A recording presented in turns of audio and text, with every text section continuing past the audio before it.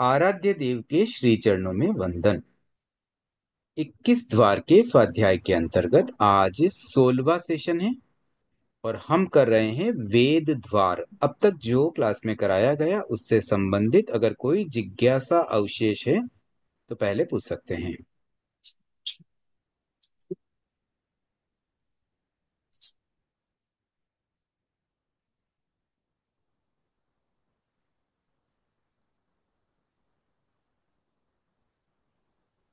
ठीक है, आगे बढ़ते हैं। हम वेद द्वार में 3 वेद को साथ में कर रहे मैंने थे। हैंड रेज किया था सर इसमें।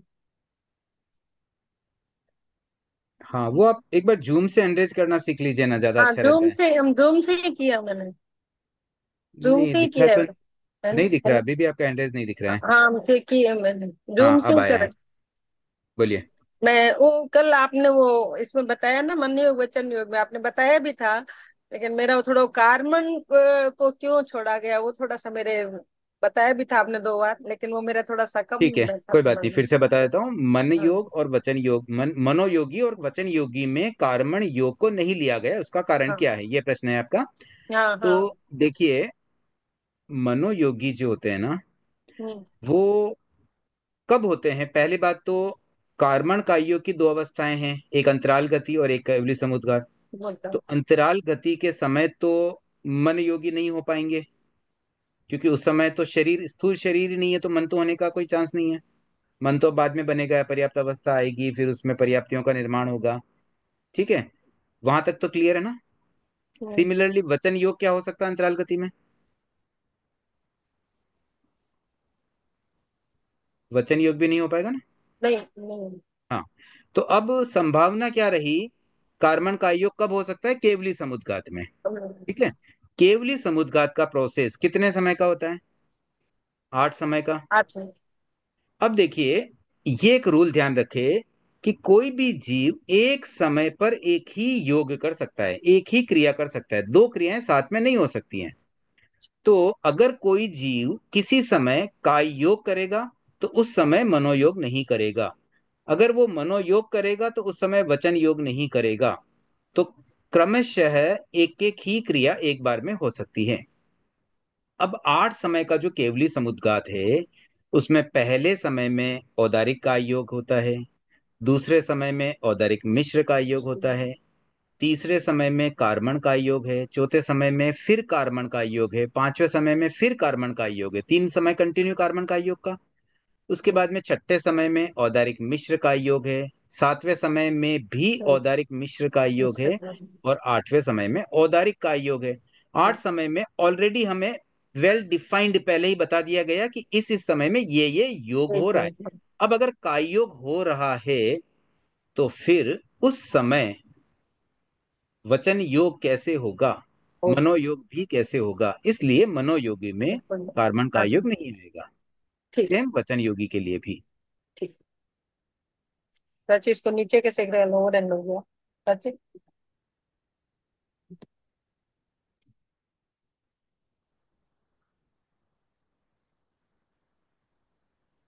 ठीक है, तो अब आगे बढ़ते हैं। वेद द्वार हम कर रहे थे, और एक बार शेयर कर लेता हूँ स्क्रीन।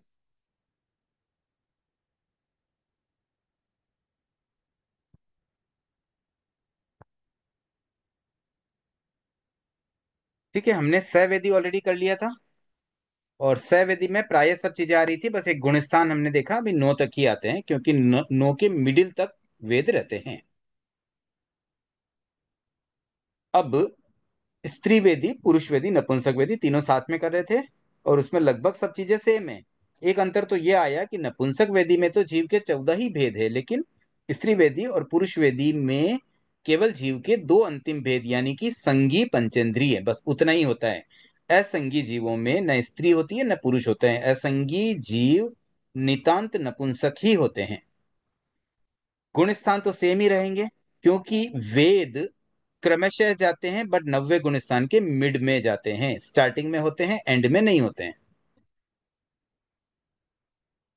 अब आहारक मिश्र वाली बात भी हमने की थी कि स्त्री वेदी में आहारक और आहारक मिश्र योग नहीं लिया, क्योंकि वे 14 पूर्वी नहीं बन सकते।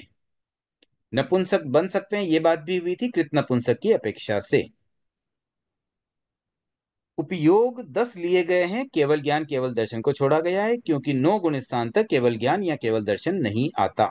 लेशाएं 6 ले ली गई, क्योंकि प्रथम 9 गुण स्थान है, तो प्रारंभिक गुण स्थानों में तो 6 लेशा होती है, 6 गुण स्थान तक तो 6 की 6 लेशा होती है। इवन साधु के भी 6 लेशा होती है जब वो अप्रमत्त होते हैं, सॉरी, जब वो प्रमत्त होते हैं, प्रमाद अवस्था में उनकी 6 लेशाएं होती हैं। और जब वो अप्रमत्त हो जाते हैं तो फिर उनकी 3 लेशा, जो अशुभ लेशा, अप्रशस्त लेशा है, वो टल जाएगी। केवल 3 शुभ लेशाएं बचती है 7वें गुण स्थान में। और 8वें गुण स्थान के बाद केवल एक शुक्ल लेशा रह जाती है। तो जहां कहीं भी हमारा एक बार गुण स्थान कहीं डिफाइन हो जाए, तो आप समझ लीजिए गुण स्थान के बेस पर भी बहुत सारी चीजें हमारी एकदम क्लियर हो जाएगी। आगे के जो बोल में हम फिल करेंगे नंबर्स, उसमें गुण स्थानों का बेसिस बहुत काम आ सकता है। तो जहां 9 गुण स्थान आ रहे हैं वहां डेफिनेटली 6 लेशा आ जाएगी। उसके बाद जो भी भेद है वे सारे पूरे हैं, केवल एक दंडक में जो अंतर है वो समझ लेते हैं। दंडक में क्या होता है, जैसे पहले हमने लिया पुरुष स्त्री वेदी, जैसे स्त्री वेदी लिया तो स्त्री वेदी में 15 दंडक है। 15 कौन से हुए, इसमें किसको छोड़ा गया, स्थावर विकलेंद्रीय, क्योंकि ये नितांत असंगी है, मतलब ये केवल असंगी ही होते हैं, इसलिए उनको तो हम छोड़ ही देंगे।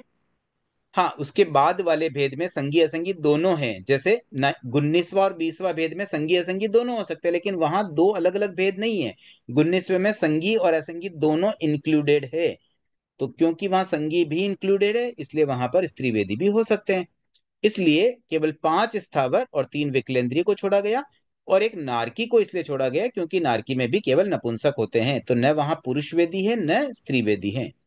तो सेम ये ही 9 भेद हम दोनों में छोड़ देते हैं। बाकी जो बचे हैं ना, बाकी बचने में कौन रहे, देखिए, संगी तिर्यंज, संगी मनुष्य और देवता।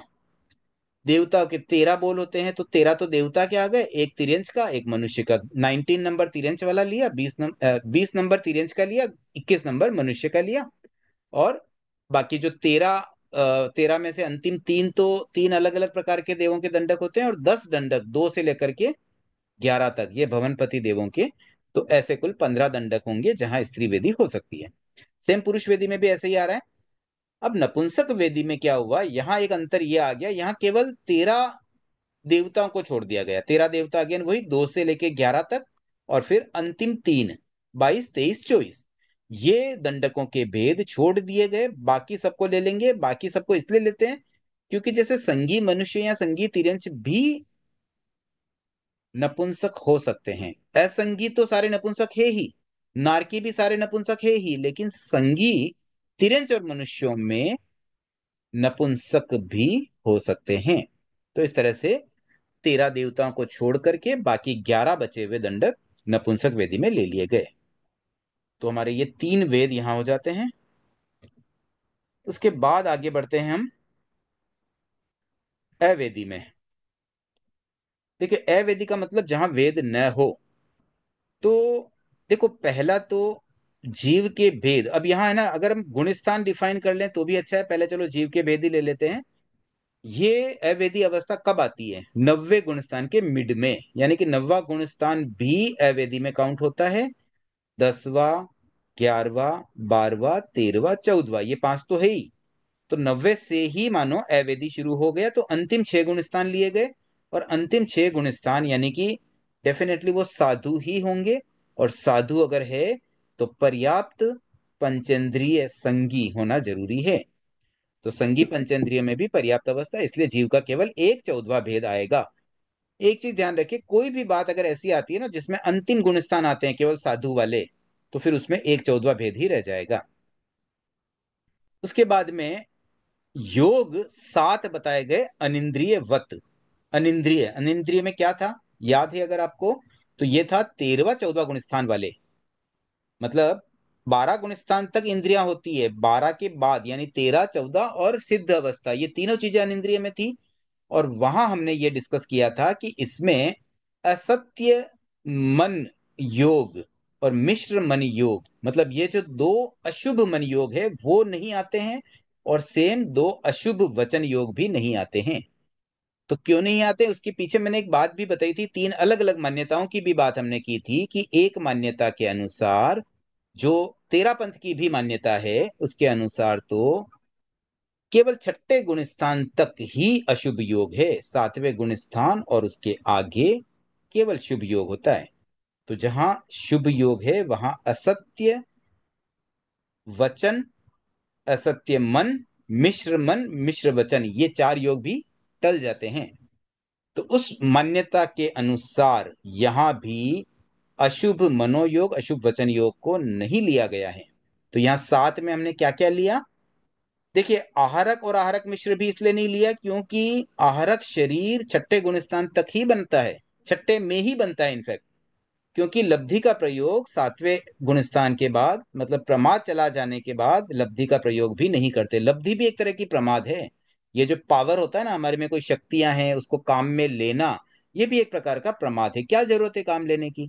हम तो आत्मा है, परमात्मा बनना, उसमें लब्धि के उपयोग की कहाँ आवश्यकता पड़ गई? That is not the any, मतलब कोई वे ऑफ मोक्ष जाने का तो कोई रास्ता हो नहीं सकता वो। तो यहाँ आहारक आहारक मिश्र भी नहीं आएगा, और साथ में वैक्रिय वैक्रिय मिश्र भी नहीं आएगा। तो चार तो काय योग में से कम हो गए, और दो मनोयोग में से, दो वचन योग में से, तो सात दो एक मिनट, सात जो आए ना, सात कौन कौन से आए देखिए, दो तो आ गए सत्य और व्यवहार मनोयोग, दो ही वचन योग के, चार भेद तो ये आ गए, और तीन जो आए वो है औदारिक, औदारिक मिश्र और कार्मण। और यहाँ औदारिक मिश्र और कार्मण केवल केवली समुद्घात की अपेक्षा से है, न अंतराल गति की अपेक्षा है, न अन्य कोई अपेक्षा है। तो यहाँ न वैक्रिय लब्धि का प्रयोग हो रहा है, तो वैक्रिय मिश्र, वैक्रिय का योग, ये दो छूट गए, आहारक मिश्र आहारक, ये दो भी छूट गए। तो सिर्फ तीन का योग में से लिए, दो मनोयोग से, दो वचन योग से, ऐसे हमने सात योग लिए। हाँ शांति जी।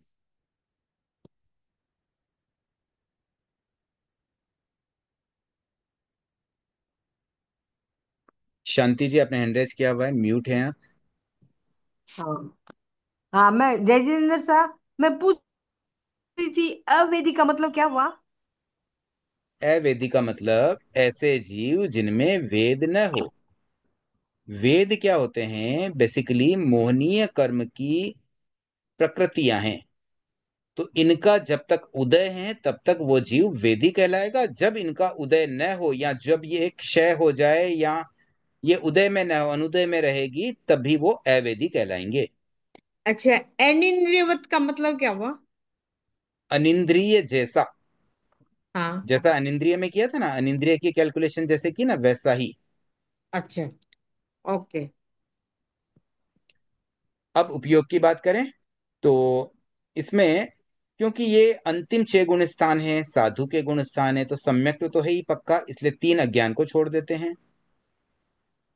अब देखिए यहां पर मनः पर्यज्ञान भी लिया गया है, अवधि ज्ञान भी लिया गया है, क्योंकि साधुओं में मनः पर्यज्ञान होता है। जब तक केवल ज्ञान प्राप्त न हो तब तक अवधि ज्ञान, मनः पर्यज्ञान का प्रयोग हो सकता है। और केवल ज्ञान आने के बाद फिर वो नहीं रहते हैं। तो जब केवल ज्ञान आ जाएगा तब हम केवल ज्ञान को पकड़ लेंगे, उससे पहले मति ज्ञान, श्रुति ज्ञान, अवधि ज्ञान और मन परिज्ञान, तो पांचों ही ज्ञान इनमें आ जाएंगे, और चारों ही दर्शन भी आ जाएंगे। तीन अज्ञान को छोड़ दिया गया, तो नो उपयोग में पांच ज्ञान और चार दर्शन। लेश्या केवल एक शुक्ल, क्योंकि आठवें गुण स्थान के बाद केवल एक शुक्ल लेश्या ही रहती है। इसके बाद के भेदों में देखिए, भाव तो पांचों ही आ रहे हैं, क्योंकि क्षयोपम भाव भी है, नौवा गुण स्थान लिया गया है, दसवें में भी होता है क्षयोपम भाव। अ, आगे भी है क्षयोक्षम भाव, तो रहेगा जब तक तेरवा गुण स्थान न आए तब तक क्षयोक्षम भाव है। आत्मा आठों ले ली गई है, क्योंकि कषाय भी है, नब्बे दसवें में कषाय है, कषाय का उदय होने से कषाय आत्मा भी ले ली गई। ज्ञान आत्मा, चरित्र आत्मा तो साधु है तो हो ही जाएगी, बाकी आत्माओं में कोई दिक्कत नहीं है। लब्धि पांचों आ जाएगी। अब वीर्य में केवल एक पंडित है, क्योंकि ओनली साधु है यहाँ। दृष्टि भी केवल सम्यक दृष्टि आएगी, और जीव भी केवल भवी ही रहेगा। और शुक्ल, क्योंकि अभवी जीव तो सम्यक्त्व को भी नहीं पा सकता, इसलिए जहां कोरा सम्यक्त्व की बात आ जाती है ना, जहां एक सम्यक्त्व ये चीज आ जाती है दृष्टि में, तो वहां निश्चित रूप से वो भवी होगा।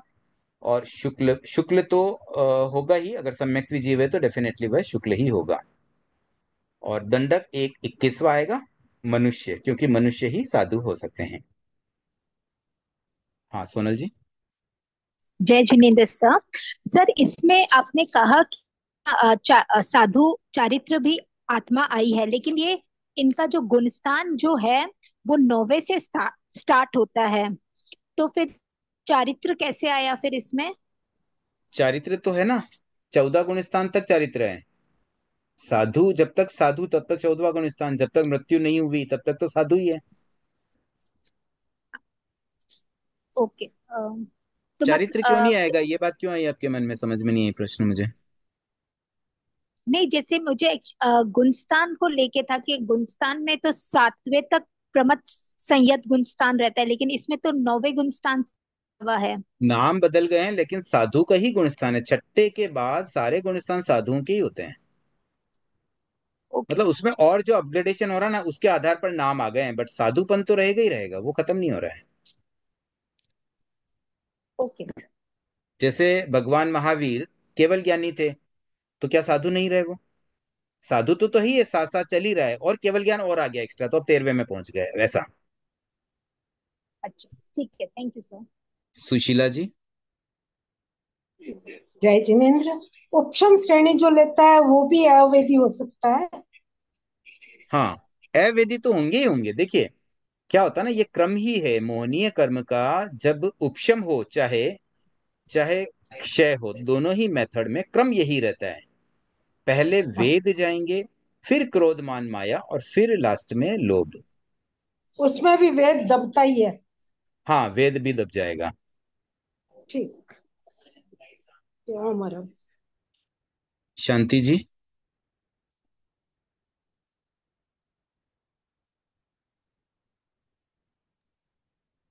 मेरे को एक बार बताइए ना, अनिंद्रियवत का मतलब क्या हुआ? ठीक से अनिंद्रिय समझ में नहीं वत का मतलब होता है अनिंद्रिय जैसा। जो अनिंद्रिय में हमने पढ़ा वही सेम यहाँ कॉपी हो जाएगा, ये इसका मतलब हुआ। अब अनिंद्रिय का मतलब ये होता है जिनके इंद्रियों का उपयोग न हो, आया। और ये अच्छा। अवस्था आती है केवल ज्ञानियों के लिए। जहां ओके केवल ओके ज्ञानी ओके। होंगे वहां अनिंद्रिय हो जाएंगे। हाँ, वही समझ पूछना था मेरे को। ओके, ये तो थैंक कल यू। की क्लास में बात हुई थी ना अनिंद्रिय की।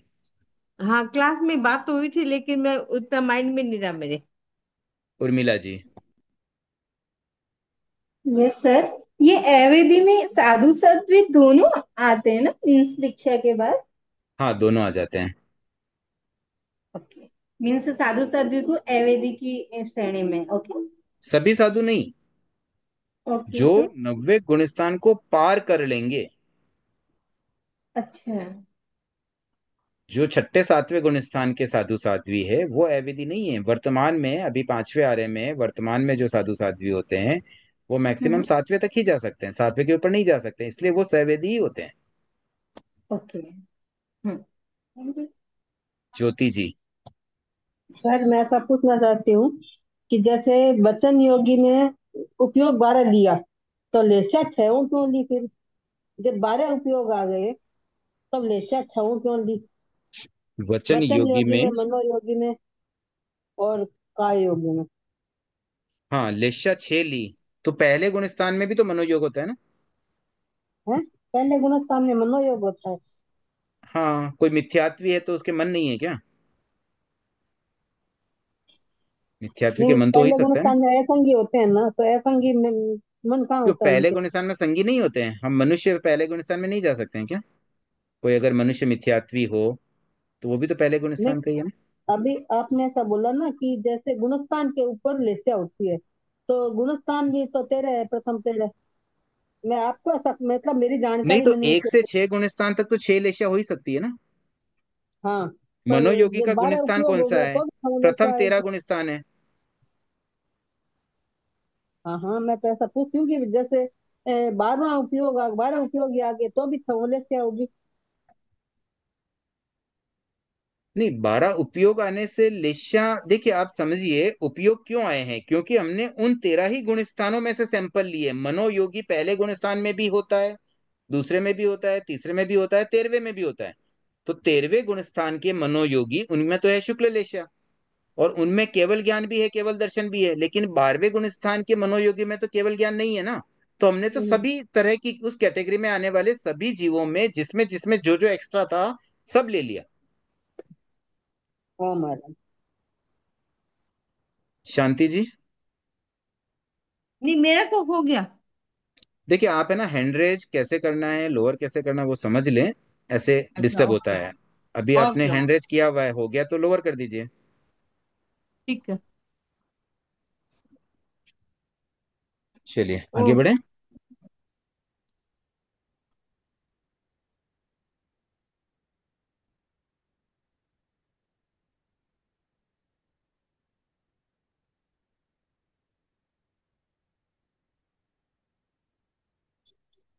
ठीक है, वेद द्वार हमारा कंप्लीट हुआ। अब सातवां कषाय द्वार। देखिए कषाय का मतलब क्या, क्रोध मान माया लोभ, ये चार होते हैं कषाय। तो स कषाई कौन, जिनके कषाय का उदय हो। ठीक है, कषाय का उदय होना चाहिए, उदय होगा तो वो स कषाई कहलाएगा। तो स कषाई में जीव के 14 ही भेद आ जाते हैं, सभी प्रकार के जीवों में कषाय हो सकता है। तो 14 जीव के भेद आ गए। अब इसके साथ साथ हम चार अलग अलग कषायों को भी कर लेते हैं, मतलब 7.2 क्रोध कषाई में, 7.3 मान कषाई में, 7.4 माया कषाई में और 7.5 लोभ कषाई में, ये भी साथ साथ कर लेते हैं। तो देखिए क्रोध मान माया ये तीनों का तो सब एक जैसा चलेगा, केवल अंतर कहाँ आता है, लोभ में। लोभ में भी अंतर कितना सा आया कि लोभ 10वें गुण स्थान तक रहता है, इसलिए उसमें एक गुण स्थान अतिरिक्त है, बाकी सब सेम है। तो स कषाई में वो सब बातें आएगी जो लोभ कषाई में है, क्योंकि लोभ कषाई जब तक है तब तक भी स कषाई कहलाएगा।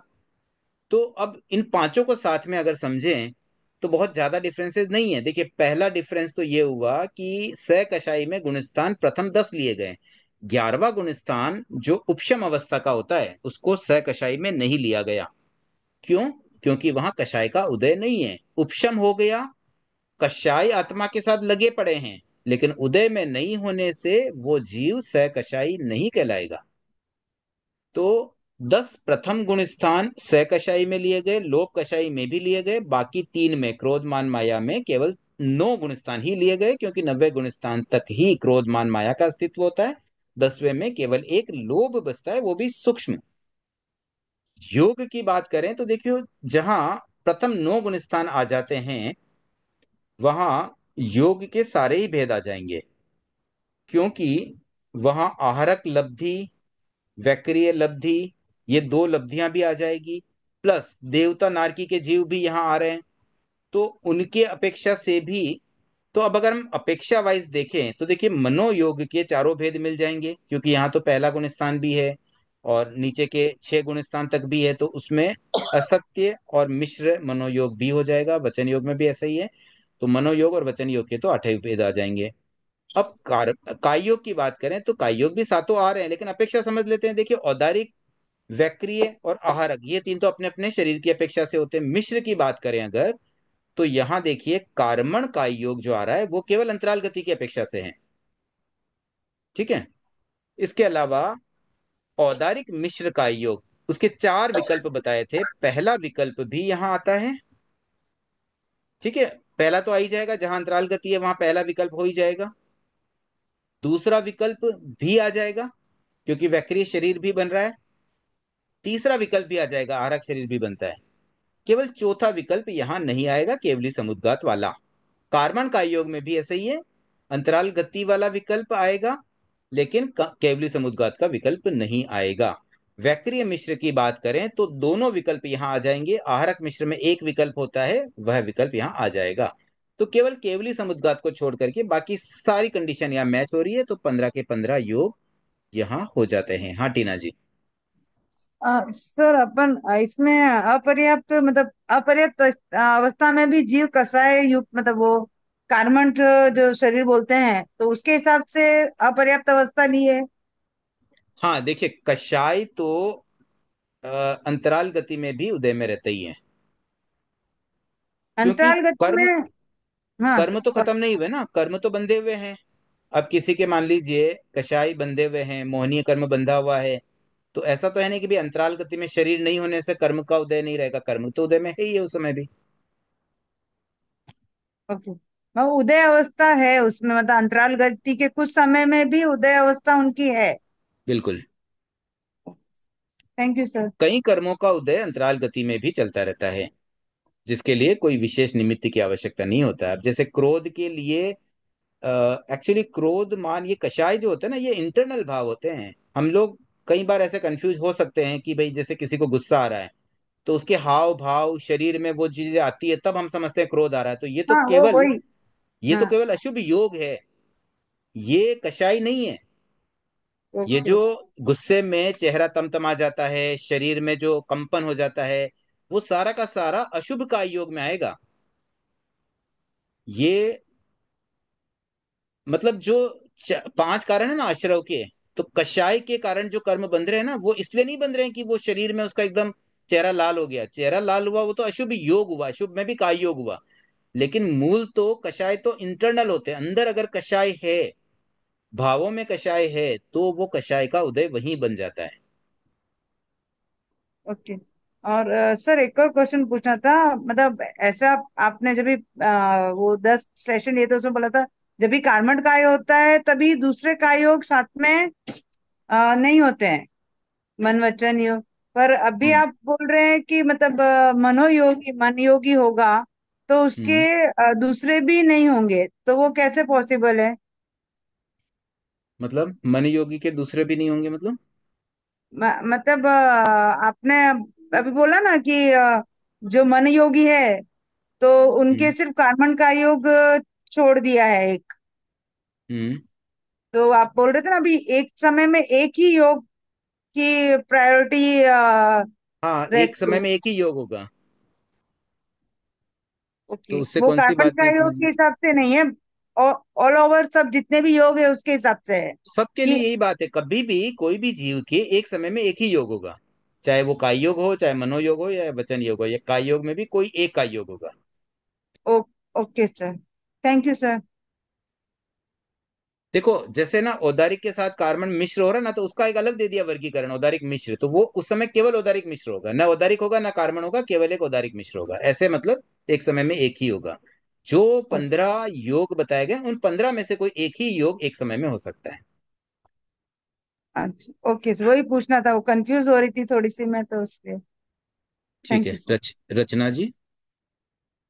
जय जिनेन्द्र सर, इसमें सरकसाई में प्रथम 10 गुण स्थान लिए हैं, लेकिन 11वें गुण स्थान में जाने वाला भी तो कषाय का उदय होता ही है उसके, फिर वो नीचे आता है सर।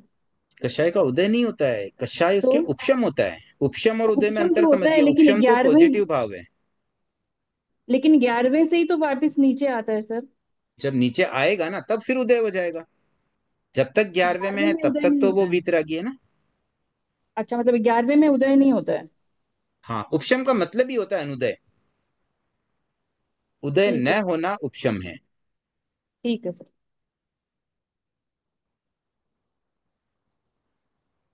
ठीक है, अब देखिए, क्योंकि प्रारंभ के 9 गुण स्थान आ गए, तो लेशा भी 6 आई जाएगी। प्रथम 6 गुण स्थानों में 6 लेशा आ जाती है। अब आगे के पार्ट में सारी चीजें फुल हैं, मतलब भाव भी सारे आ रहे हैं, आत्मा भी सारी आ रही है, सब कुछ, इवन दंडक भी पूरे 24 आ रहे हैं। तो इसमें और कुछ भी समझने जैसा नहीं है। कोई प्रश्न बने तो आप सोच करके इस पे थोड़ा विचार कर लेना। मतलब बहुत सिंपल होता है कि जब शुरू के गुण स्थान आ जाते हैं ना, तो वहां सब भेद आ जाते हैं। क्योंकि एक पहला गुण स्थान अगर आ गया ना, तो अधिकांश जीवों के भेद तो पहले गुण स्थान में आ ही जाते हैं। तो उस अपेक्षा से ही आप समझ लें कि सारी चीजें उसमें बैठ जाती हैं। क्योंकि वो पहला गुण स्थान तो भवी के भी हो सकता है, अभवी के भी हो सकता है, तो ऐसे काफी कुछ चीजें उसमें कवर हो जाती है। और यहाँ क्योंकि प्रथम 9 आए हैं, तो इसमें हायर वाली चीजें भी आ गई है, मतलब शुक्ल लेशा भी आ गई है, या सम्यक्त वाली बात भी आ गई है, भवी वाली बात भी आ गई है, सब चीजें इसमें बैठ जाती है। अब अकशाई ले लेते हैं। अकशाई में जीव का एक ही भेद लिया गया, 14वां। क्यों? क्योंकि इसमें गुण स्थान अंतिम 4 है। अंतिम 4 का मतलब 11, 12, 13, 14। अकशाई यानी कि वीतरागी। तो जो वीतरागी है वो हो गए अकशाई। और उन गुण स्थानों में केवल पर्याप्त संगी पंचेंद्रिय ही पहुंच पाएंगे। मनुष्य होना जरूरी है, साधु होना जरूरी है, इसलिए एक ही भेद आएगा। गुणस्थान अंतिम 4 ले लिए गए, क्योंकि 10 गुणस्थान तक तो कषाय है, 11वें ऑनवर्ड, 11वें और उसके ऑनवर्ड्स कषाय नहीं होने से अंतिम 4 गुणस्थान इसमें आ जाएंगे। उसके बाद में इसको भी अनिंद्रिय वत लिया गया। अनिंद्रिय वत का मतलब क्या हुआ? अंतिम 4 गुणस्थान है, मतलब वहां पर एक तो अशुभ योग नहीं होता है, तो 2 मन के और 2 वचन के ही लेने हैं। और काय योग के संदर्भ में भी अंतिम 4 में एक औदारिक, औदारिक मिश्र और कार्मण, और यहां भी अपेक्षा केवल केवली समुद्गात की ही होगी। तो ये 7 योग के भेद आ गए। फिर उपयोग में 9 लिए गए हैं 3 अज्ञान को छोड़कर, क्योंकि यहां पर भी स्टार्टिंग हो रही है 11वें से। तो 11वें गुण स्थान तक तो 11वें 12वें में तो अवधि मन प्रयोग ज्ञान भी है। अगर 13वां 14 होता तो फिर केवल 2 ही रह जाते, केवल ज्ञान केवल दर्शन। लेकिन यहाँ तो 11 12 भी है, 13 14 भी है, तो हमने केवल ज्ञान भी ले लिया, मन प्रयोग ज्ञान भी ले लिया, मतलब सभी ज्ञान आ जाएंगे, सभी दर्शन आ जाएंगे। लेकिन 3 अज्ञान को इसलिए छोड़ा क्योंकि यहाँ मिथ्यात्व नहीं हो सकता अंतिम 4 गुण स्थान में। लेशा एक शुक्ल है 8वें के बाद।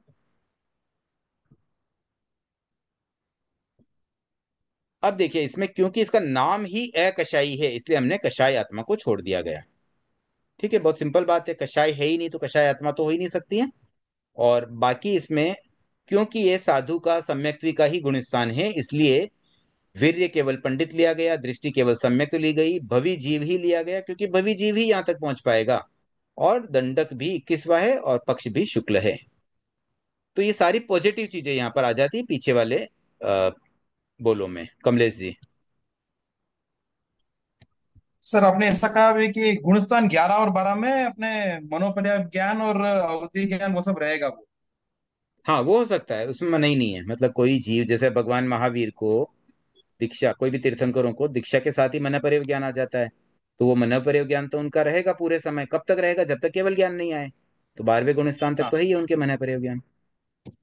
तो उस हिसाब से सभी ज्ञान आ गए ना इसमें अभी जैसे। हाँ, इसलिए सभी आ गए। बाकी देखो, हाँ मति सिर्फ। ज्ञान श्रुति ज्ञान तो रहेगा ही, वो तो कॉमन हाँ है। वो रहेगा। हाँ। और केवल ज्ञान केवल दर्शन 13वें 14वें की अपेक्षा से आए। हाँ, अच्छा ओके हाँ। 13 14 में केवल ज्ञान और केवल दर्शन, और अज्ञान इसमें छोड़ दिया है वही। अज्ञान तो आएगा ही नहीं, अंतिम 4 अज्ञान में नहीं तो आएगी अज्ञान हो नहीं क्यों? सकता मिथ्यात्व नहीं होने से। तो वो मतलब 3 छोड़ आपको के ना बाकी का ये 9 आ डिफाइन गया। करना है कि ये जो फिल्टरिंग करने के बाद जो कंडीशन बची ना, ये पीछे वाले गुणस्थान है कि आगे वाले। अगर स्टार्टिंग वाले गुणस्थान आएंगे ना, तो उसके तो अनुसार अज्ञान कैलकुलेशन आएगा। में लगभग सब चीजें आ जाएगी, लेशाएं भी सब आ जाएगी। हाँ, और अगर अंतिम आ गए ना, तो फिर उसमें केवल सम्यक्त्व लेंगे, केवल शुक्ल लेशा लेंगे, केवल शुक्ल पक्ष लेंगे, ऐसे सारी चीजें हो जाती है। ठीक है सर।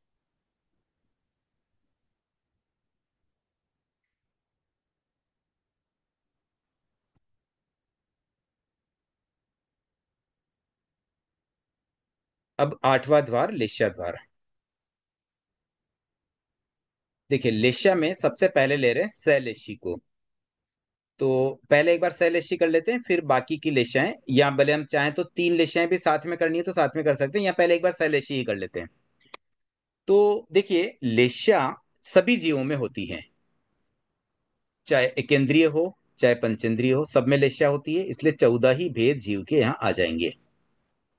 गुण स्थान प्रथम 13 लिए गए, इसका मतलब क्या हुआ कि 14वें गुण स्थान में योग नहीं होने से लेशा भी नहीं होती है। योग, जहां जहां योग वहां वहां लेशा, ये एक रूल याद रखें।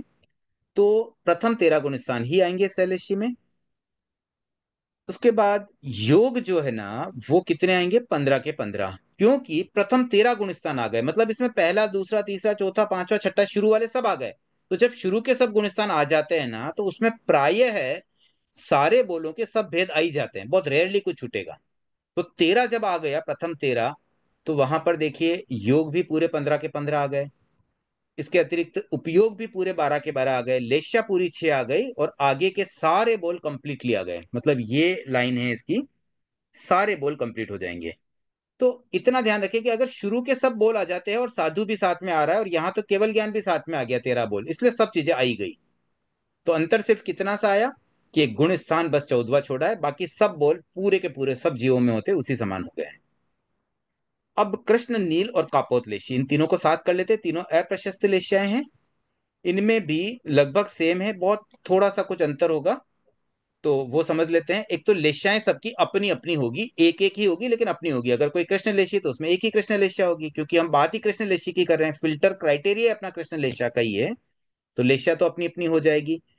बाकी ये जो तीन अप्रशस्त लेशाएं हैं ये छठे गुणस्थान तक ही रहती है, प्रमाद अवस्था तक ही रहेगी। तो अप्रमत्त अवस्था में ये नहीं आने से प्रथम 6 गुणस्थान ही लिए गए हैं।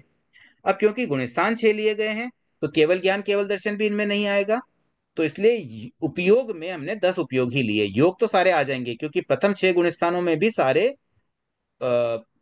इवन जैसे आहरक शरीर भी छठे गुणस्थान में बन सकता है ना, तो इसलिए आहरक योग और आहरक मिश्र योग ये भी इसमें, मतलब काय योग, आहरक काय योग और आहरक मिश्र काय योग भी इसमें आ जाता है। तो योग तो 15 ही आ गए, बस उपयोग में केवल ज्ञान केवल दर्शन नहीं आएगा, इसलिए 10 उपयोग लिए हैं। लेश्य अपनी अपनी एक हो गई।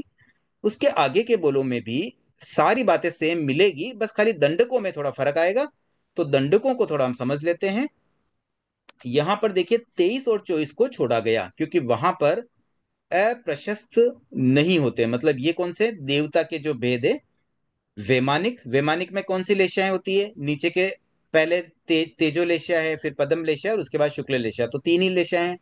इसी प्रकार से ज्योतिष्क में भी तीन, मतलब ये 3 अप्रशस्त लेशाएं नहीं होती, वहां केवल तेजो लेशा है।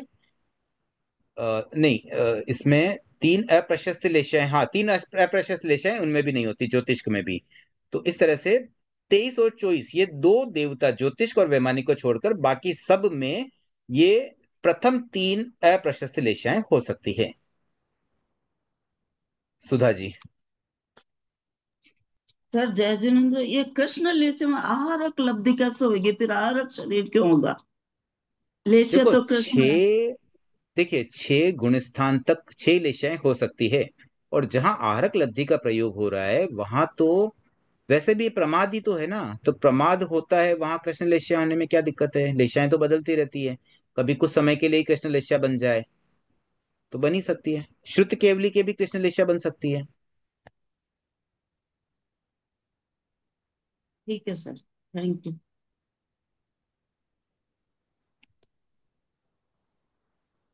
ठीक है, अब 3 प्रशस्त लेस्याएं देख लेते हैं। अब इनमें देखो एक तेजो लेस्या का थोड़ा सा डिफरेंट है। वो क्या डिफरेंस हुआ कि एकेंद्रिय में अपर्याप्त अवस्था, उसमें भी 3 काय में तेजोलेशा हो सकती है। अब 3 काय हो तो भी वो उसी भेद में आएंगे। तो जीव का जो तीसरा भेद है बादर एकेंद्रिय वाला, सूक्ष्म में तो नहीं जाते हैं ये जीव। जो देवता मर करके एकेंद्रिय में जा रहे हैं सूक्ष्म एकेंद्रिय तो नहीं बनेंगे, वो बनेंगे बादर एकेंद्रिय ही, लेकिन उनके भी अपर्याप्त अवस्था तक ही तेजोलेशा रहती है। इसलिए यहाँ तीसरा भेद भी ले लिया गया है। बाकी तो अंतिम 2 भेद ही लिए गए हैं, क्योंकि तेजोलेशा असंगी जीवों में तो है नहीं और कहीं, केवल अपर्याप्त अवस्था में केंद्रीय में है। इसलिए तीसरा भेद अपर्याप्त, ध्यान में है ना तीसरा भेद क्या है जीव का? अपर्याप्त बादर एकेंद्रीय। ठीक है, तो एक तो उसमें ले लिया गया उस अपेक्षा से कि वो देवता जो मर करके, तेजोलेशा वाले देवता मर करके अगर एकेंद्रीय में आए तो, और बाकी 13-14 मतलब केवल संगी जीवों में ही तेजोलेशा हो सकती है। ऐसे पद्म और शुक्ल भी संगी जीवों में ही होगी। तो पद्म और शुक्ल लेशी में तो अंतिम 2 भेद ही लिए गए हैं, केवल इसमें जो 3 भेद लिए उसका कारण वो बात, वो रूल याद रखना है कि देवता तेजोलेशा वाले देवता मर करके अगर ये 3 गतियों में, 3 काय के जीवों में कहीं जाते हैं, पृथ्वी काय, अपकाय और वनस्पति काय, तो वहां पर उनके अपर्याप्त अवस्था तक तेजोलेशा रह सकती है। अब गुण स्थानों की बात करें तो देखिए 6 गुण स्थान तक तो 6 ही लेशियां थी, लेकिन उसके बाद 3 अप्रशस्त लेशिया समाप्त हो जाती, 7वें में 3 ही लेशिया बचती, तेजो पद्म और शुक्ल। तो तेजो और पद्म में तो प्रथम 7 आए हैं, लेकिन शुक्ल लेशिया तो 13 गुणस्थान तक रहती है, इसलिए वहां प्रथम 13 गुणस्थान आएंगे। योग की बात करें तो जहां प्रथम 7 आ गए, मतलब प्रथम 6 भी आ जाते तब भी अपने 15 योग पूरे कवर हो जाते हैं। तो प्रथम 7 आए या प्रथम 13 आए तो भी दिक्कत नहीं है, योग वैसे के वैसे 15 हो ही जाएंगे। उपयोग में देखिए यहां 10 उपयोग लिए गए हैं। तो उपरवत, उपरवत में क्या था, हमने केवल ज्ञान केवल दर्शन को छोड़ा था। तो देखिए यहां 2 जगह तो छूट जाएंगे, क्योंकि तेजोलेशा पद्मलेशा 7 गुण स्थान तक है, तो वहां तो केवल ज्ञान केवल दर्शन नहीं है। इसलिए तेजोलेशी में, पद्मलेशी में 10 उपयोग है केवल ज्ञान केवल दर्शन को छोड़ के, लेकिन शुक्ल लेशी में 12 ही आएंगे, क्योंकि 13वां गुण स्थान भी आ जाता है, और 13वां गुण स्थान में तो केवल ज्ञान केवल दर्शन भी है। तो ये एक अंतर यहां पर आ जाता है। ये 12 आएंगे शुक्ल लेशी में, बाकी दोनों में 10-10 है। हाँ उषा जी।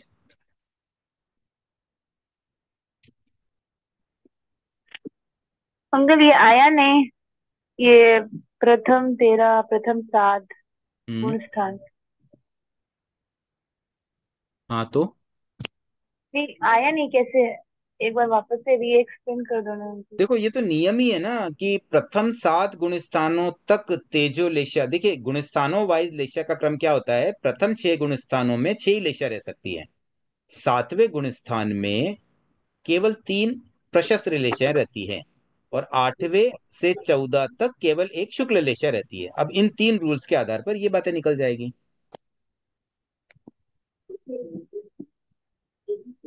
क्लियर हुआ? फिर तेजो लेकर 7th ऑनवर्ड्स रहेगी ना? नहीं, अप टू 7, क्योंकि प्रथम 6 में तो 6 ही लेशाएं हैं, तो 6 लेशा में तेजो लेशा भी है। अच्छा उनमें तेजो लेकर रह सकती है? हाँ, प्रथम 6 गुण स्थानों तक 6 ही लेशाएं हैं। 7वें गुण स्थान में 3 लेशा है, और 8वें के बाद एक लेशा रहती है। तो जहां एक रहेगी वहां फिर तेजो लेशा नहीं रहेगी। 8 तक 3 है। हम्म। नहीं अंकल, जैसे कोई चौथा गुण स्थान में है जीव, तो उसके छहों मतलब उसको शुक्ल भी लेशा आ सकती है? हाँ, क्यों नहीं आ सकती? देखो, शुक्ल लेशा तो देवताओं के तो होती है, देवता के कौन सा गुण स्थान है? देवता का तो चौथा। 4 तक ही होता है ना गुण स्थान।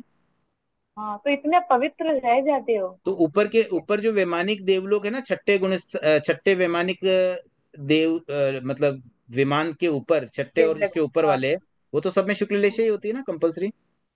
हाँ तो लेकिन इसमें नहीं आएगा ना, जैसे मनुष्य में नहीं आ सकती ना? मनुष्य में भी आ सकती है। आ सकती है। हाँ, प्रथम मिथ्या दृष्टि गुण स्थान वाले मनुष्य में भी शुक्ल लेशा हो सकती है, क्योंकि मनुष्य में और तिर्यंश में तो ये बात आ ही रही है ना कि 6 ही लेशाएं बदलती रहती है, मतलब कभी कुछ समय के लिए कोई लेशा आ जाए, कभी कुछ समय के लिए कोई लेशा आ जाए। ठीक है अंकल, थैंक यू।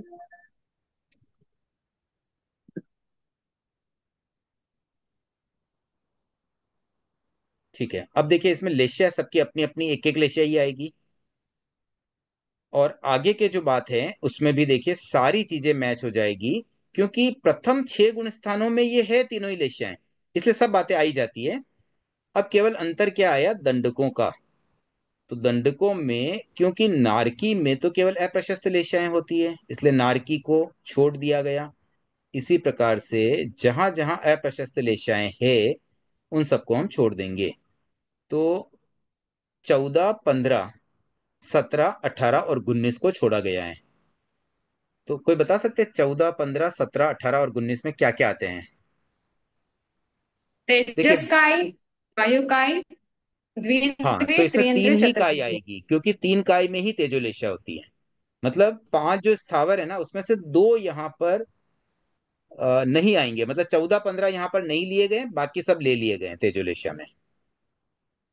ठीक है, और उसके बाद में द्विएंद्रिय त्रिएंद्रिय चतुरेंद्रियों को भी नहीं लिया गया, क्योंकि वहां भी तेजोलेशा नहीं होती है। तो यहां पर मेन हमें बस इसी बात का ध्यान रखना है कि 5 स्थावर काय में से 3 स्थावर काय में ही तेजोलेशा है। उसके बाद पद्मलेशा में 20, 21 और 24 ये 3 ही भेद लिए गए, क्योंकि पद्मलेशा तिर्यंश संगी, मनुष्य संगी, इन दोनों में तो हो ही सकती 6 की 6 लेशा होने से, तो 20, 21 तो सब में आ ही जाएगा। अब 24 नंबर इसलिए क्योंकि वैमानिक में ही पद्म और शुक्ल लेशाएं होती हैं, या तो मनुष्य में होगी या फिर वैमानिक, मनुष्य या तिरंश में या फिर वैमानिक में। देवताओं में, बाकी 3 देवताओं में वो तो सब नियम बने हुए, किस किस में कौन सी लेशा है वो हमने शुरू में पढ़ा ही था। तो उसके अनुसार केवल वैमानिक में ही पद्म शुक्ल होने से केवल 24वां ही लिया गया। तो दंडक इनमें 3-3 ही आएंगे, लेकिन तेजोलेशा में कुछ दंडक अधिक आएंगे। तो उसका सारा कैलकुलेशन बस उन्हीं रूल्स के आधार पर है कि 3 काय में ही तेजोलेशी जीव जा सकते हैं। सुधा जी। सर पृथ्वी काय में भी तेजोलेशी आपने बताया था ना, एक में होता है, तो ये एक को क्यों छोड़ा? कहाँ छोड़ा? वो जैसे आपने कहा ना हीरे और एक वो नंबर मतलब। तो नरक नरक है ना। ओ सॉरी। हाँ सॉरी सॉरी। ठीक है। अब आठवां, इसी का आठवां पार्ट, आठवें द्वार का ही, अलेशी में। अब ये अलेशी कब होते हैं? 14वें गुण स्थान में। तो उनमें जीव का एक ही भेद आएगा, केवल जब अंतिम गुण स्थान आ जाते हैं ना, मतलब कोई साधु अगर बन गया है तो इसका मतलब डेफिनेटली वो पर्याप्त अवस्था में है। अपर्याप्त अवस्था में तो साधु बनता नहीं है, और संगी ही होगा, पंचेंद्रिय ही होगा, तो एक ही भेद रह जाता है। मतलब साधु के लिए भी अगर कहें तो एक ही भेद रहेगा, 14वां। तो जीव का भेद तो एक 14वां आ गया, गुण स्थान भी एक 14वां आ गया। और अब इनमें योग नहीं होते हैं, क्योंकि योग और लेश्या का सीधा संबंध है। जहां अलेशी आई मतलब वो अयोगी आ गया, तो अयोग और अलेशी का सेम बोल रहेगा। तो वो अयोग वाला अभी शायद आया नहीं, आगे आएगा योग द्वार, तब देख लेंगे। अब देखिए इसमें, नहीं आ गया ना, मनोयोग हमने पढ़ा ही था। तो जो अयोगी में हमने पढ़ा ना, सेम वही भेद रहेंगे, उसमें कुछ भी अंतर नहीं है। हम एक बार पीछे जाके अयोगी का देख लेते हैं, उसमें क्या अंतर है। देखिए अयोगी 5 नंबर पे यहाँ जो दिख रहा है 5.5, इसमें देखिए एक 14वां, एक 14वां, 0 2 0, सेम चीज मिलेगी। क्योंकि जहां 14वां गुण स्थान है तो वहां सारी बातें सेम ही मिलेगी, और आगे की बातें भी सेम रहेगी। मतलब उदय, शैक्षणिक, पारिणामिक, कषाय को छोड़ करके ये 5 रहेंगे। पंडित, सम्यक, भवि, 21वां और शुक्ल, सेम टू सेम। अब हम पुनः एलएसी को देख लेते हैं।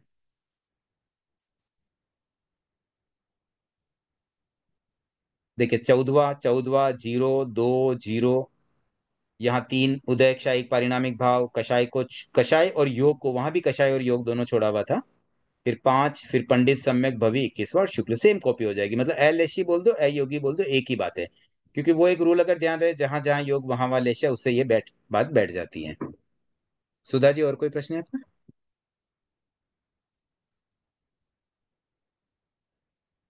ठीक है। अब हम, समय है अभी हमारे पास, तो एक द्वार और कर लेते हैं। 9वां द्वार, सम्यक्त्व। सम्यक्त्वी में, 9वें का पहला है सम्यक्त्वी में। यहाँ कॉमन सम्यक्त्वी लिया गया, मतलब इसमें कोई भी प्रकार का सम्यक्त्व हो, सब इसमें समाहित है। तो देखिए 9.1 में जो बात आ रही है, इसमें पहले जीव के भेद की बात करें। तो पहले हम रूल वाइज समझ लें कि देखिए सम्यक्त्व कहाँ कहाँ होता है, किन किन जीवों में होता है।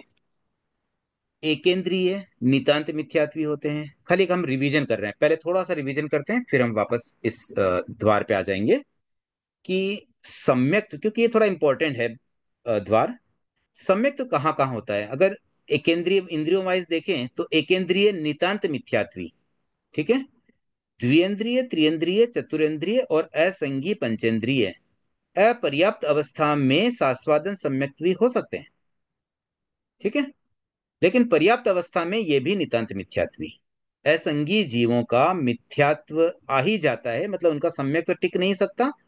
संज्ञा के बिना सम्यक्त्व का टिकना पॉसिबल नहीं है, मन होना जरूरी है।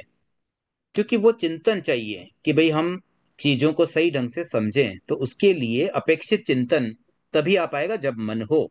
तो जो भी अमन वाले जीव है, यानी कि असंगी जीव है, उनमें प्रायः मिथ्यात्व ही होता है। लेकिन केवल उस अपेक्षा से कि कोई जीव समझो उपशम श्रेणी से मर करके और द्विएंद्रिय, त्रिएंद्रिय, चतुरेंद्रिय, असंगी वाले किसी भी भव में जा रहा है, तो वहां पर प्रारंभ में 6 आवलिका जितने समय में सास्वादन सम्यक रह सकता है, बट वो अपर्याप्त अवस्था है। और अपर्याप्त अवस्था बहुत लंबी नहीं होती है, तो वो 6 आवलिका का काल तो अपर्याप्त अवस्था में ही बीत जाता है। मतलब ऐसे तो कहने का मतलब अपर्याप्त अवस्था 6 आवलिका से तो अधिक ही होती है। और ऐसे आपको ये भी एक ध्यान में रहे कि मैक्सिमम, मतलब मिनिमम जो एज होती है ना, आयुष्य, वो होता है 256 आवलिका का। तो जैसे असंगी मनुष्य, वो तो अपर्याप्त अवस्था में ही मर जाते हैं, लेकिन फिर भी कम से कम 256 आवलिका जितना तो वो भी जीते हैं। तो 6 आवलिका तो उससे भी पहले निकल जाती है, इसलिए हम कह सकते हैं भाई 6 आवलिका तो निश्चित रूप से अपर्याप्त अवस्था में ही चली जाएगी। तो पर्याप्त अवस्था में उनके सम्यक तो नहीं आ पाता। और बाकी गुण स्थान वाइज अगर देखें तो देखिए दूसरा गुण स्थान तो सम्यक्त्व का माना ही गया है। और चौथे के बाद वाले सारे गुण स्थान, चौथा भी सम्यक्त्व का है और उसके ऊपर वाले सब गुण स्थान सम्यक्त्व के हैं। तो केवल पहला और तीसरा यहाँ पर छूट जाता है सम्यक्त्व में। हाँ सरिता जी। सर जो ये औपसमिक समत्व वाले जो जीव है वो मरकर सर आप संगी पंचेंद्रिय वाले में नहीं आएंगे क्या? मतलब वो खाली असंगी तक ही आ सकते हैं बस वो? नहीं, जा सकते हैं ना, संगी पंचेंद्रिय में तो जा उसमें ही भी जा सकते हैं, उसमें सकते हैं क्या ना? दिक्कत है। हाँ नहीं वही मेरे बट को अगर क्वेश्चन असंगी में उसमें। भी गए ना तो वहां पर उनकी अपर्याप्त अवस्था है, बाकियों में तो वैसे भी हम सम्यक तो मान ही रहे ना, तो उसमें कंफ्यूजन ही हाँ। नहीं है। ठीक। ज्योति जी।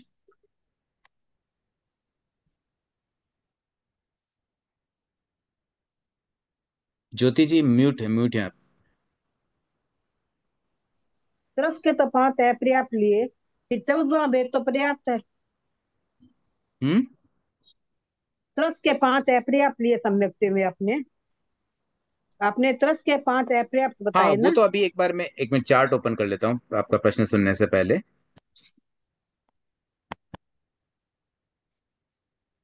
हाँ।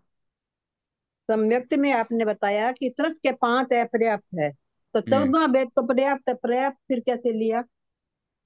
हाँ 1 मिनट ये देख लेते हैं। 5 तरस के अपर्याप्त लिए हैं। तो हम्म। देखिए स्थावर के 2 अपर्याप्त छोड़ दिए, हाँ। मतलब एकेंद्रीय के दोनों छूट गए, मतलब एकेंद्रीय के तो चारों ही भेद छूट गए, नितांत मिथ्यात्व है इसलिए। अब हम विकलेंद्र के अंतर से। द्विएंद्रिय, त्रिएंद्रिय, चतुरेंद्रिय और असंगी पंचेंद्रिय के ये 4 ले लेंगे हम्म। अपर्याप्त वाले। और बाकी हम्म। संगी में तो है ही है, संगी के पर्याप्त अपर्याप्त दोनों ले लो, तो 6 हो गए। इसमें क्या प्रश्न बना आपका? मेरे ये नहीं समझ में आया कि जैसे तरस के तो 5 तो अपर्याप्त लिए, फिर 14वां पर्याप्त कैसे लिया? मेरे समझ तो में नहीं आ पर्याप्त रही। तो होता ही है ना, सम्यक भी पर्याप्त नहीं होते हैं क्या? जैसे अभी कोई साधु है सम्यक भी, तो वो क्या हो गया, पर्याप्त है कि अपर्याप्त है? नहीं पर्याप्त तो है, फिर 5 तरस के अपर्याप्त क्यों लिए, मैं ऐसा पूछना अपर्याप्त चाहती हूँ। सिर्फ इस अपेक्षा से लिए कि वो सास्वादन सम्यक दृष्टि की अपेक्षा से अपर्याप्त अवस्था में ही उनमें हो सकता है। अच्छा अच्छा, थैंक यू। ओम रम। ठीक है, तो अब देखिए बढ़ते हम आगे सम्यक्त्वी में। तो 6 भेद जीव के तो समझ में आ ही गई ज्योति जी के इस जिज्ञासा के साथ ही। अब गुणस्थान देख लेते हैं। तो गुणस्थान में 1 और 3 को छोड़ दिया गया, बाकी 12 गुणस्थान पूरे के पूरे आ जाएंगे। और जहां सारे गुणस्थान आ रहे हैं, खाली 1 और 3 को ही छोड़ा गया, तो वहां पर 15 के 15 योग भी हो ही जाते हैं। अब देखिए, क्योंकि ये सम्यक्त्वी है, पहले ही बता दिया गया भी सम्यक्त्वी को ही हम देख रहे हैं, तो फिर अज्ञान तो इसमें हो ही नहीं सकता है, क्योंकि अज्ञान की तो पात्रता ही मिथ्यात्व है। तो इसलिए 3 अज्ञान को छोड़ करके बाकी 9, मतलब 5 ज्ञान और 4 दर्शन सारे के सारे उपयोग ले लेंगे। लेशाएं भी 6 आ जाएगी, क्योंकि इतने सारे गुणस्थान है तो 6 लेशा तो बनी जाती, छठा एक गुणस्थान आ जाए तो भी 6 लेशा आ जाती है। भाव 5 आ जाएंगे, इतने गुणस्थानों में तो सारी चीजें बैठी जाएगी। तो आगे में देखिए अब कहाँ अंतर आया वो देख लेते हैं। एक तो दृष्टि केवल एक सम्यक दृष्टि है। देखिए इससे पहले वीर्य 3 लिए गए हैं, बाल, बाल पंडित और वीर्य, क्योंकि चौथा गुण स्थान भी है, पांचवा भी है, छठा भी है, तो तीनों चीजें आ जाएगी यहाँ सम्यक्त्व में तो। बट दृष्टि एक सम्यक्त्व ही आएगी।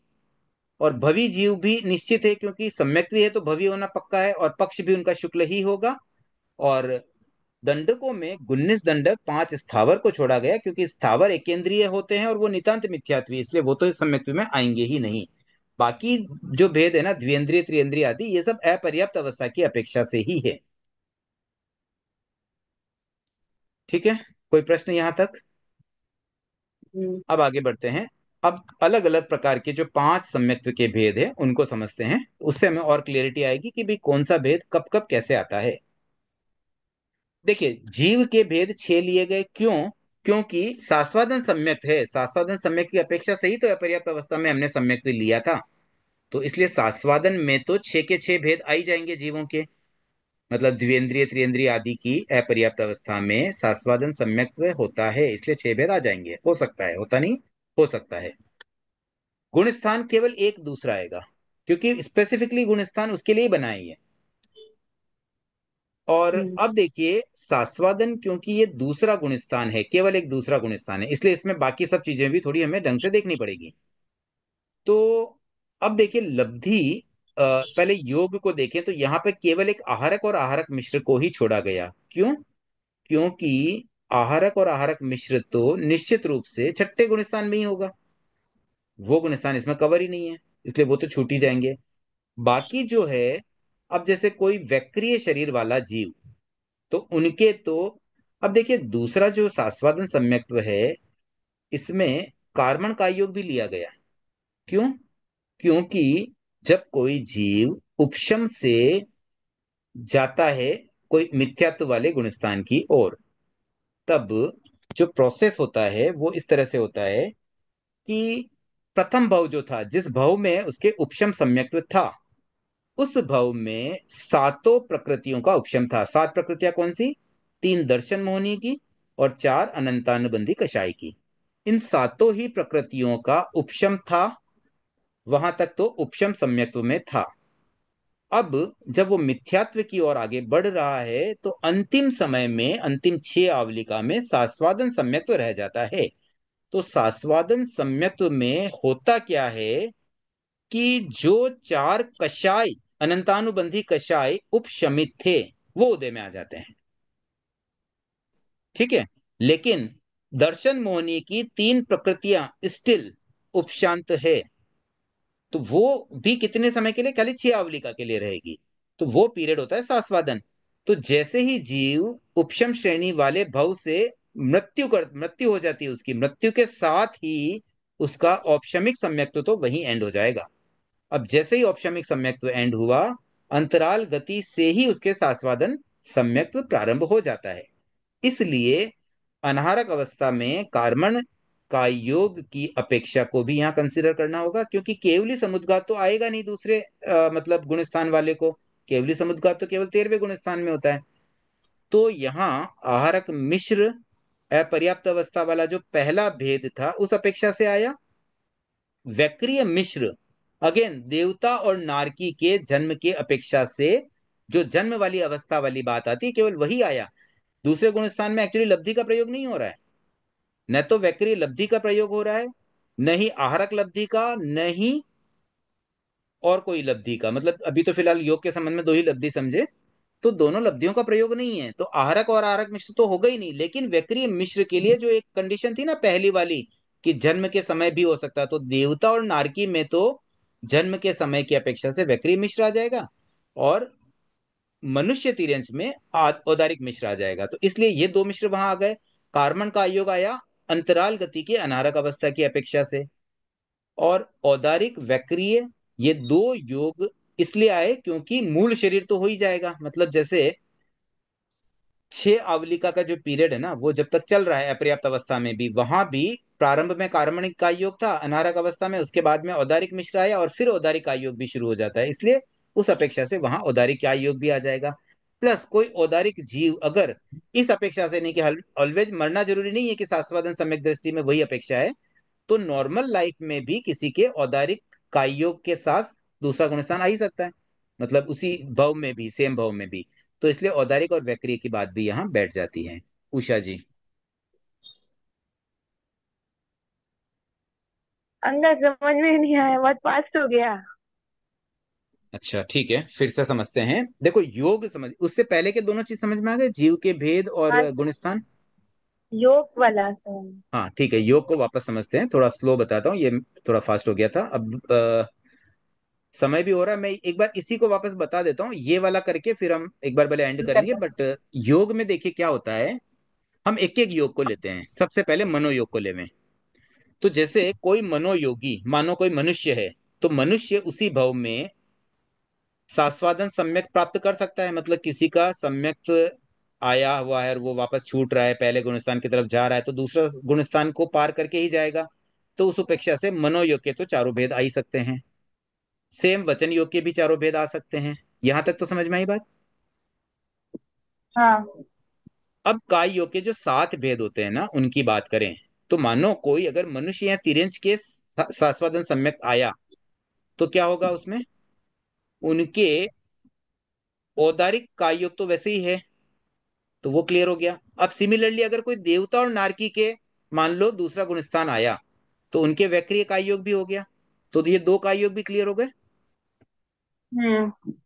अब देखिए आहारक और आहारक मिश्र को तो पहले ही छोड़ दिया गया है, तो अभी हमें तीन और कंसिडर करने। तीन क्या क्या बचे? औदारिक मिश्र, वैक्रिय मिश्र और कार्बन का योग। इन तीनों को समझ लेते हैं।